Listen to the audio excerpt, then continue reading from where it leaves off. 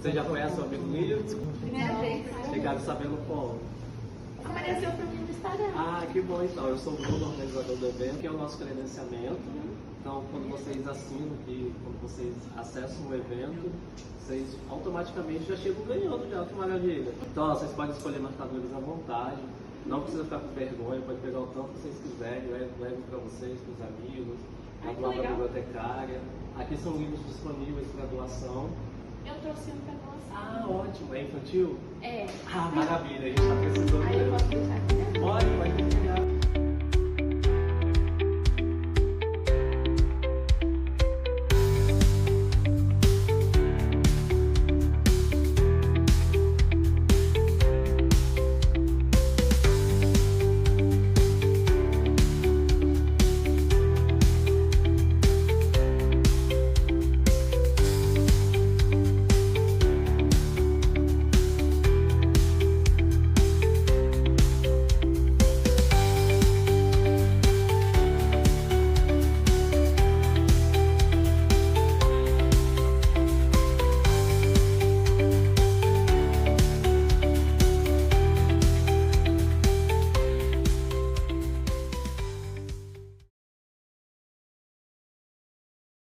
Elijance Marques, eu sou escritora de 3 livros até o momento publicados, né? Porque todo escritor começa a escrever desde antes da primeira publicação. Bom, eu sou bibliotecária da rede de Vila Velha, rede municipal de Vila Velha, bibliotecária escolar. Sou contadora de histórias e fui ser escritora em plena pandemia. Então, meu primeiro livro publicado foi esse aqui, O Gênio do Penedo, e ele foi publicado na pandemia, né? Porque eu já estava trabalhando folclore lá na escola, mas não deu para terminar porque do nada eu não podia mais ir para a escola. Então, eu já estava. Era a primeira vez que eu descobri essa história, nunca tinha ouvido ninguém falar, descobri, comecei a contar para os meninos. A gente estava trabalhando num projeto chamado Entre Versos e Rimas lá na escola. Em que os alunos fazem a publicação do que eles escrevem. Você tem o livro aí, Marcos? Os alunos da rede de Vila Velha, eles publicam, né, eles são selecionados e publicam seus textos, seus desenhos. Então, o tema daquele ano era folclore, e eles iam publicar suas histórias pela primeira vez ali naquele livro. E a gente estava trabalhando essa lenda. Não sei se vocês conhecem o Gênio do Penedo. Já ouviram falar do Penedo? Morro do Penedo, no Porto de Vitória. Vocês conhecem? Então, tem uma lenda que fala que tem um gênio morando lá dentro. E uma sereia ali no mar. Veio uma contação de histórias pro YouTube, todo mundo falou, que história é essa? Eu nunca tinha ouvido falar. E aí eu vi a necessidade, né? E incentivada por uma professora da universidade, Mary Nádia, incentivada pela editora Jourdain, Neuza Jourdain, eu fiz a publicação do meu livro. Na época eu estava fazendo rádio e televisão, então lá a gente estava aprendendo a usar Photoshop, Adobe Illustrator, então todas as ilustrações eu fiz com Adobe Illustrator. Eu quis deixar bem colorido, bem forte nas cores, né? Assim, era a minha primeira vez como ilustradora, porque como era pandemia, eu não conseguia contato de nenhum ilustrador, né? E era meu primeiro livro também, então eu falei, não, então eu vou tentar, porque, né, já que... esse é o livro, gente, Entre Versos e Rimas, tá? Quem quiser ver. Né? É uma das edições, a edição 5, a gente já tá na 9ª, né? A 9ª vai sair esse ano. Então é bom para, tipo, funcionários públicos da rede de Vila Velha, né, educação, e para os alunos também. Tem muita coisa legal aqui, tá? Porque não é só poema, né? O carro-chefe é poema. Mas tem tem crônica, memória. tem desenhos, memórias. Teve uma edição que teve fotografia. Bom. Essa última teve haikai, né? Haikai, poeminhas, haikai, teve cordel. Nossa, muita coisa boa. E aí, foi a causa da minha primeira publicação, foi esse projeto, Entre Versos e Rimas. E aqui, né, eu fiz as ilustrações, publiquei, mas assim, eu só publiquei graças ao projeto de incentivo municipal, Lei de Incentivo Cultural. Assim como ele, todos os meus livros foram publicados graças a leis de incentivo. Então, esse projeto aqui também está acontecendo graças a uma lei de incentivo, né? Eu acho muito legal isso, eu sou uma fiel apoiadora dos projetos de incentivo cultural, porque só assim eu pude começar minha carreira de escritora que estava ali, né? Eu acho que eu nunca vou alcançar esse sonho, mas ele se tornou real, né? E aí veio o segundo livro, que também foi graças a uma lei de incentivo chamada Funcultura, né? E aí, esse livro aqui é Um Robô Amigo. Se trata de crianças de comunidade carente, que é a comunidade que eu sou, Barra Mares, Vila Velha, Terra Vermelha, terrão de lá, as crianças. E aí, esse garotinho encontra um robô no galpão do ferro velho do pai dele, lá em Barra Mares. E aí vai se desenrolando, né? De onde veio esse robô? Será que ele é da NASA? Será que ele, né? De onde ele veio? E aí vai desenrolando essa história e vai se desenrolando também acho que o crescimento emocional do personagem principal, que é o João, né? Ele vai crescendo emocionalmente, vai formando laços com outras crianças da comunidade também, daquela região. E aí vocês podem ver que o João é um personagem negro, mas assim, eu não especifiquei no texto, né? Pedi para o meu ilustrador, Max, 17 anos na época, também da comunidade. Eu fui babá dele. E hoje ele é meu ilustrador do Gênio do Penedo. Eu pedi para ele, né, focar nos traços dos personagens, fazer bem diversos. Você pode ver que todos os personagens têm uma cor diferente, né? Tons de pele vai passando por tons diferentes. Para retratar mesmo, eu me inspirei nas crianças da comunidade que eu trabalho, que é também ali na região 5 de Vila Velha. Eu trabalho na mesma região que eu moro, né? Nada melhor do que alguém que dali para conhecer, né, a realidade da região. E aí, focando nisso também, vem Bolhas de Sabão. Bolhas de Sabão também se passa ali na região 5, só que ao invés de Barra Mares agora, ele vem de uma invasão, né? Uma invasão chamada Vale da Conquista, atrás do Morro do Normilha. Não sei se vocês já ouviram falar. Lá é recente, é uma comunidade nova, né? Eles derrubaram a mata que tinha ali, a região de mata, e ocuparam, né, para poder morar. E a Maju, Maria Júlia, é uma personagem que mora ali no Vale da Conquista, na invasão, né? E ela, na história, a gente vai percebendo os tipos de dificuldade que a Maju enfrenta, né? A Maju, ela enfrenta tanta dificuldade e choque de realidade que ela não consegue se permitir sonhar, né? Ela se nega a sonhar.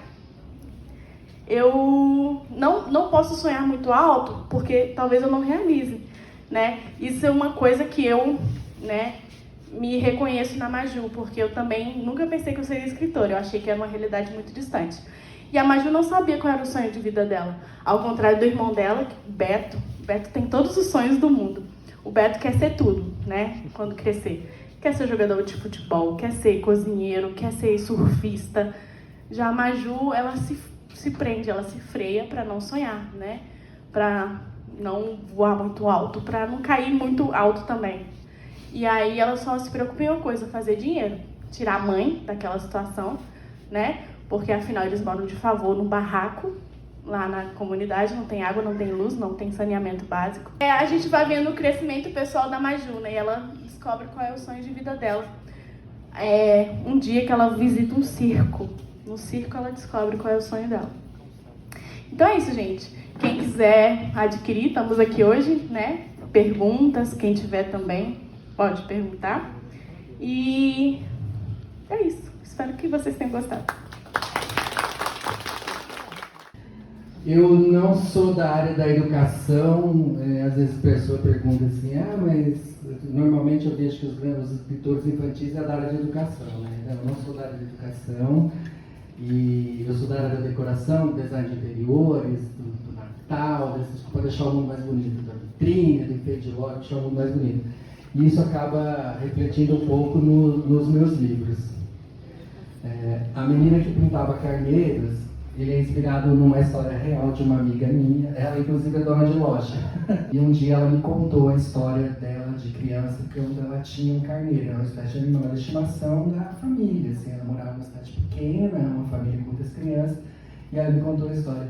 E eu achei muito, muito fofo, assim. E eu peguei e dediquei o livro a ela. O nome da personagem é Lulu, que é o apelido dela. Na verdade, eu nem sei o nome dela direito, assim. Todo mundo conhece como Lulu. Lulu Moreira, todo mundo conhece como Lulu. E o livro é dedicado a ela. A história dele é: Lulu tem um carneiro e quer pintar o carneiro para um grande dia, que é a festa de aniversário da cidade. E ela vai se inspirar nas cores, então, o que eu vou pintar? Que cor? Vai ser roxo como a flor da janela? Né? Ou vai ser cor de rosa igual o doce, igual o algodão doce da festa da cidade? E ela vai pesquisando as cores e os elementos, né, se inspirando. E a primeira preocupação foi, tem que ser coisa simples. Ela não pode dizer, vou comprar um corante importado. Não, é coisa simples, é a flor, é o doce, é o vestido que ela gosta, é a grama. E aí ela acaba pintando o carneiro para esse grande dia e vira uma menina que pintava carneiros. Né? Ele saiu em 2021 através do edital da Secult. A primeira ideia foi em 2017, eu concorri em 2018 e não passei. Em 2019 houve uma revisão para poder baixar um pouco a idade. E aí eu consegui passar e foi muito gratificante, foi incrível, assim, foi muito legal mesmo, sabe? O lançamento foi inclusive no shopping onde ela tem a loja, contou com a ideia, foi muito incrível. Ele teve uma reedição, uma segunda edição em 2023 através dos editais da Prefeitura de Vila Velha, por isso que é tão importante os editais, né? Eles ajudam a gente a realizar o desejo de publicar um livro. E aí a gente fez aquele trabalho nas 5 regiões, então foi bem interessante, contação de história e tal.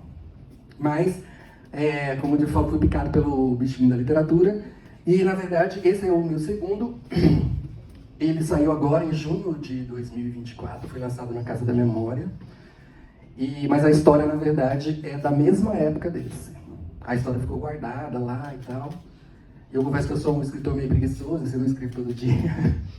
Mas eu escrevo sobre inspiração, tanto que quando eu sentei, escrevi tudo de uma vez e depois passo por inúmeras revisões. Como disse um amigo meu também, escritor, escrever é a arte de cortar palavras. E aí eu fui cortando palavras. A gente sempre tenta aceitar de primeira, mas ainda é necessário cortar palavras para falar o que você quer, né? Para chegar ao resultado.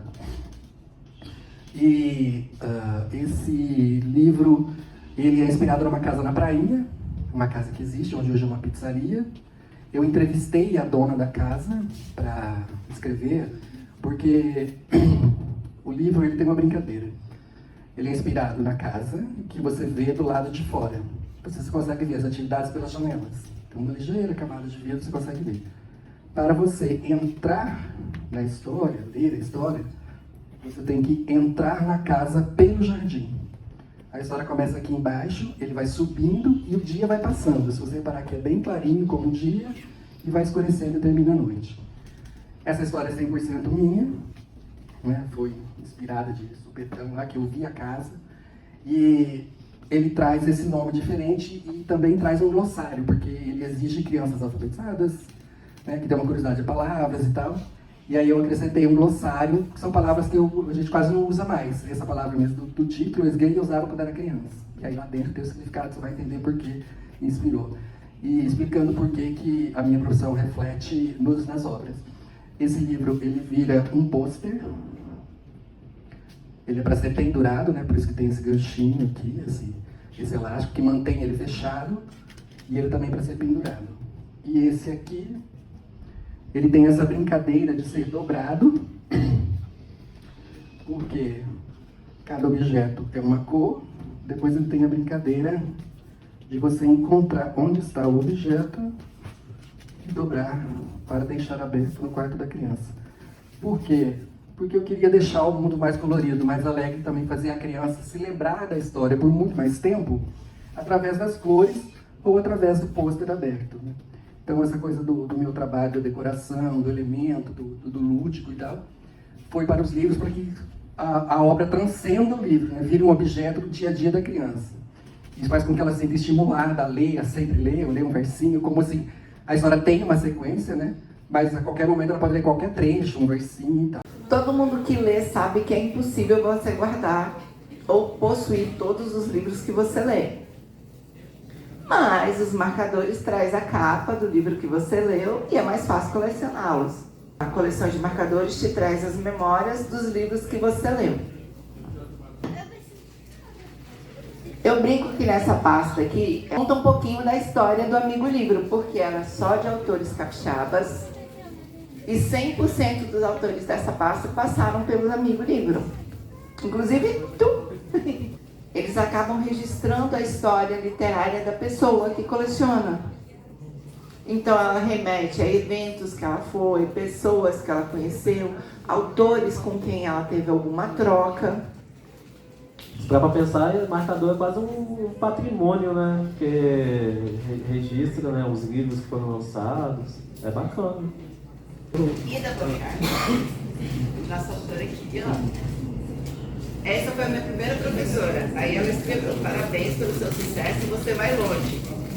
Na primeira Bienal que eu fui, eu postei a foto porque eu entrei como profissional do setor. Aí ela foi na minha rede social e comentou: eu sempre soube que você iria longe. Estou muito orgulhosa. Pessoal, quem estava aqui no evento passado? Márcia. Você estava? Eu tava. Você não, você não, você tá, você não estava não.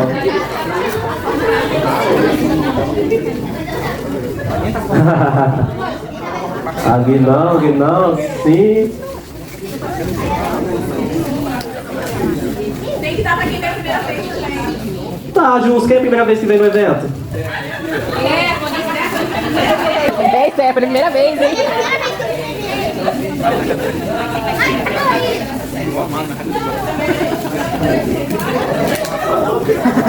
Quem veio a primeira vez? Aqui, ó.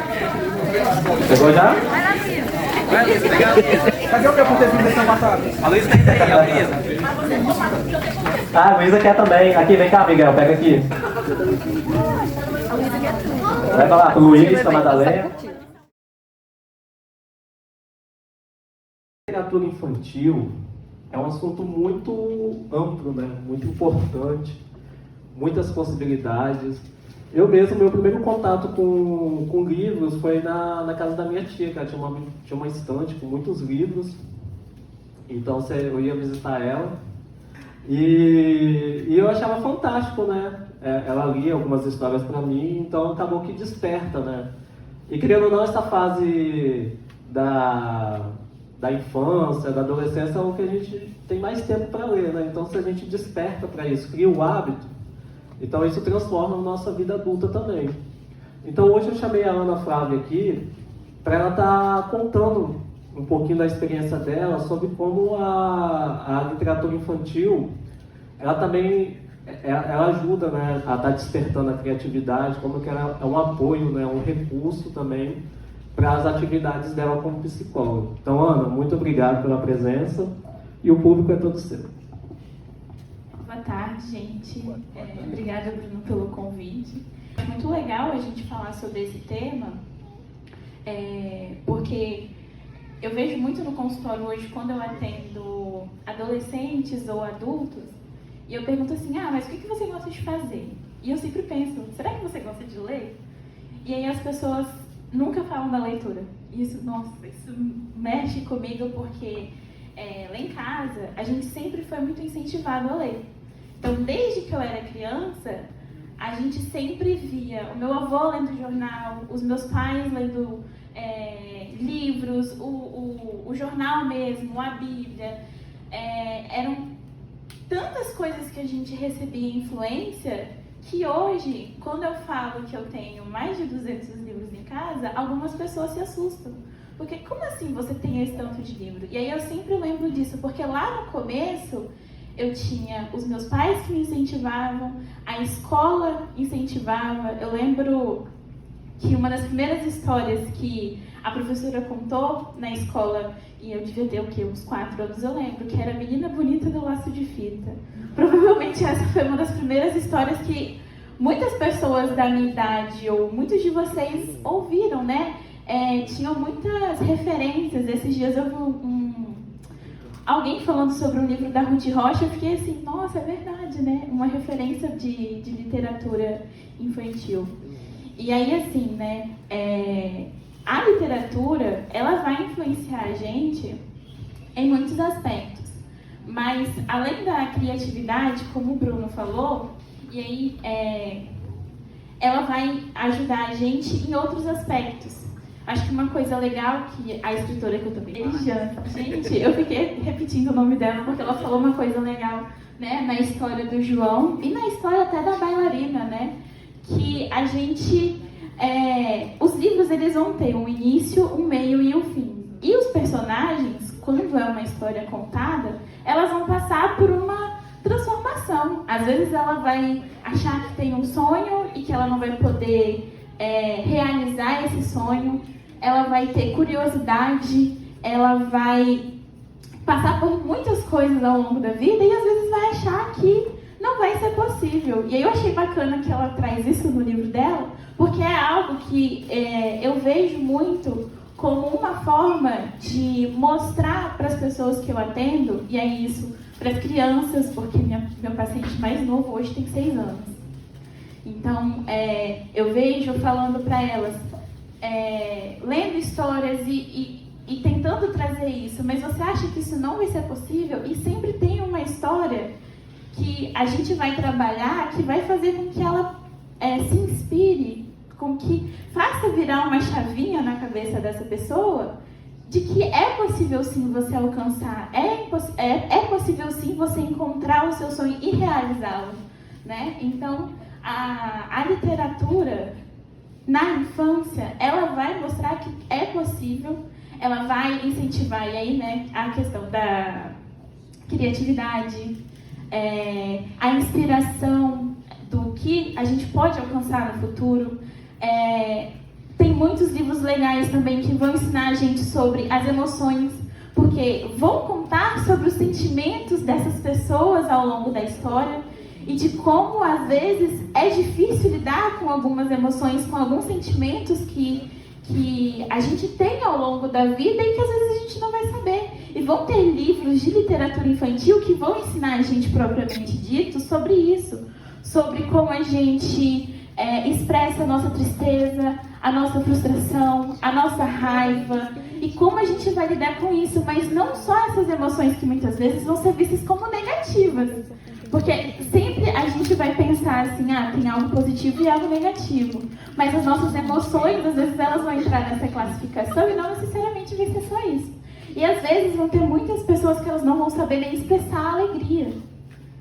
E isso acontece muito quando eu vou usar esses livros que são para crianças, ou às vezes até mesmo livros que são voltados para adultos trabalharem com crianças. Tem um livro que eu achei muito legal que eu comprei esses dias, que o título dele é Eu e os Meus Sentimentos. Ele fala sobre os sentimentos, ele traz atividades para a gente fazer com as crianças, e aí a partir dessas atividades eu consegui pensar em outras atividades para poder fazer com as crianças. E aí a gente tem a literatura também a nosso favor, quando, a partir de uma dessas atividades, que estavam 18 emoções e sentimentos, e aí a partir disso eu fui construindo com as crianças histórias em quadrinhos. A gente pegou uma emoção, eu deixei para elas escolherem, a partir de situações que elas tinham vivido, que elas tinham sentido aquela emoção, e a gente construiu uma história em quadrinho com início, meio e fim. Porque, além das emoções, da criatividade, de outras coisas que vêm com a literatura, ajuda também a gente a trabalhar com as crianças algo que às vezes elas se perdem, que é a temporalidade. A gente vai perguntar, eu pergunto assim, como que foi sua semana? Sua semana foi legal? Não lembro o que aconteceu essa semana. Aí às vezes vai lembrar de um acontecimento que foi na segunda, mas aí confunde, não sabe se foi na segunda, se foi na quarta, se foi no domingo, se foi no sábado. E aí quando a gente trabalha histórias com as crianças, porque elas têm início, meio e fim, a gente também trabalha com elas essas questões que são habilidades do dia a dia, que são necessárias que elas tenham. Então a gente trabalhou com uma única atividade vários aspectos que a literatura vai ajudar a gente a trabalhar com elas. E então, assim, quando a gente fala sobre isso, às vezes as pessoas elas não vão dar tanta importância, porque às vezes a gente não vai às vezes muitos adultos não vão achar que a leitura é importante, que o gosto pela leitura é importante, e não vai ler para a criança que eles têm em casa. Quando a gente incentiva a leitura para as crianças, a gente também cria um vínculo. Nós, enquanto cuidadores, a gente vai fortalecer esse vínculo com essa criança. A gente não precisa ser pai e mãe dessa criança. Pode ser um primo, pode ser um tio, pode ser um professor, pode ser um líder de uma comunidade, que a gente vai incentivando a leitura, a gente incentiva sonhos, a gente ensina essas crianças a falar sobre como elas se sentem. Então, a gente tem um espaço muito amplo dentro da literatura. E aí, assim, né, eu vim pensando falar sobre essa situação porque eu li um livro esses dias com uma criança que eu atendo, que o nome era Um Dragão Chamado Preocupação. Durante a história, de acordo com as preocupações que a menininha, que era a protagonista do livro, ela ia se preocupando com as coisas que iam acontecendo, o dragão ia aumentando de tamanho. E aí eu virei para ela e falei bem assim depois: vamos desenhar o seu dragão da preocupação? E eu dei uma folha de papel A4 para ela. E ela me falou assim: tia, o meu dragão não vai caber nessa folha. E aí eu fiquei assim, gente, eu não sabia o que falar. Porque uma criança de 8 anos falar pra mim: tia, o meu dragão não cabe nessa folha. Uma folha de papel 4 não é tão pequena. Não é tão grande. Ela Eu fiquei assim, gente, o que eu vou fazer agora? O que eu falo pra essa menina? E aí eu perguntei pra ela: mas por que o seu dragão é tão grande? E aí ela foi me contando. A gente foi conversando sobre isso, né, das demandas dela e tal, mas às vezes ela não consegue expressar o que ela está sentindo. Ela não consegue dizer: tia, eu tô triste, tia, eu tô preocupada. Não consegue elencar situações que ela vai conseguir expressar o que ela está sentindo. E aí, a partir de uma história que a gente leu juntas, ela consegue dizer: tia, eu estou muito preocupada. Então, quando a gente lê também algumas histórias para as nossas crianças, a gente vai fazê-las pensar e identificar qual é o sentimento que elas estão tendo.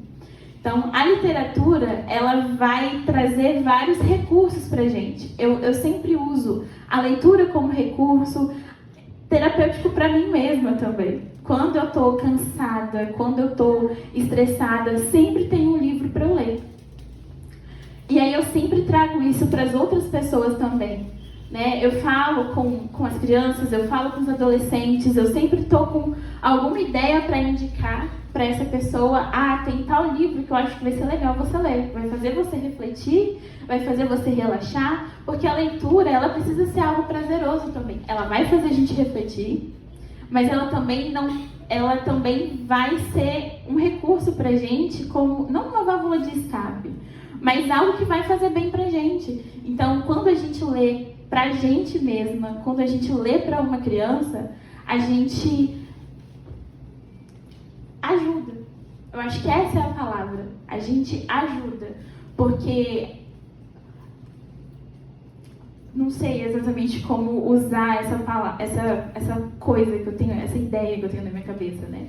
Mas às vezes vai ser o momento em que a gente vai desligar o som dos nossos problemas, que vão atrapalhar a gente a descansar, tirar um momento pra gente.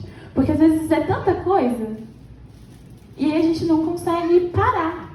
E quando a gente vai ler um livro, a gente vai mergulhar nessa história. Então, quando a gente também lê para uma criança, a gente ajuda a trazer essa criança para o mundo da imaginação. Porque ela é uma criança, ela não precisa estar preocupada. A gente vai usar o recurso, a leitura, como algo para incentivar a criatividade, a aprender a falar sobre as emoções, às vezes a tirar informações dessa criança de um sofrimento que às vezes ela está tendo e que ela não está conseguindo pedir ajuda. Às vezes a gente vai ensinar uma criança dos toques que ela não pode aceitar no corpo dela através de uma história infantil. Ela colocar os limites que ela precisa aprender a colocar e entender quais são os momentos que ela está em perigo. Quando a gente lê para uma criança, a gente pode transformar a vida dessa criança. Talvez se eu não tivesse recebido um incentivo lá atrás, quando os meus pais liam pra gente, quando eles forneciam os livros, quando a gente tinha acesso aos jornais, às revistas e a tudo que foi proporcionado, talvez eu não gostasse de ler hoje, talvez eu tivesse sofrido muito durante a graduação com tanto de coisa que eu tive que ler. Então, a literatura, tanto infantil, tanto infanto-juvenil, tanto a leitura para nós que somos mais velhos, ela precisa vir como algo, como um suporte pra gente. Não precisa ser algo aversivo, não precisa ser algo que a gente não gosta. E às vezes vai ser o nosso momento de alívio. Foi o que eu falei com meu irmão quando a gente estava vindo pra cá. Às vezes ler um texto acadêmico é chato, vai cansar a gente vai precisar ler alguma outra coisa para tirar a gente daquele estresse que é um artigo de 30 páginas, né? Então, assim, é muito importante que a gente incentive a leitura lá quando a gente a criança está começando a falar, quando a criança está começando a ler. E aí, dicas que eu sempre dou para as pessoas são: meu filho não tem interesse a ler. Mas seu filho gosta de super-herói? Hoje em dia, a gente tem historinhas em quadrinhos com super-heróis. Hoje em dia, hoje não, há muito tempo a gente tem a Turma da Mônica, que é algo que é curto, é interessante para incentivar a leitura, a gente vai instigando, às vezes vai ser uma revistinha que vai custar R$2, vai custar R$5, não vai pesar no nosso bolso. Então, a gente precisa incentivar de formas diferentes. Se essa criança não gosta de ler, sei lá, Diário de um Banana, mas talvez ela seja muito fã do Homem-Aranha. E aí vai ter lá, em algum... Gente, existe. Eu sei que existe até livro de historinha do Minecraft. Então, assim... Alguém que não gosta do Diário de um Banana? Às vezes a criança não vai gostar de ler, sabe? Mas ela vai gostar muito do Homem-Aranha, ela vai gostar muito de Minecraft. E aí vão ser esses elementos que a gente vai usar ao nosso favor, sabe? Então, assim, pode ser difícil? Vai ser difícil. Porque, às vezes, a gente não vai ter jeito para lidar com a criança. A gente não vai saber o que essa criança gosta. Mas a gente vai precisar se experimentar. Eu acho que é isso. Quando a gente também está aprendendo a ler, a gente vai descobrindo o que a gente gosta de ler. Se é romance, se é não ficção, se é ficção científica, se é biografia. E vai, né? Então a gente precisa oferecer coisas para essas crianças para que elas também tenham esse interesse aguçado, sabe? Meu nome é Tamires. Esse é o meu sinal visual. Em Libras, cada pessoa tem um sinal. É como se fosse o nosso nome. Meu nome, na língua portuguesa, é Tamires. E na língua de sinais, o meu sinal é esse. O sinal de Raquel é esse. E aí, eu tive a oportunidade de entrar no mundo surdo, na comunidade surda, porque eu tenho um familiar surdo também.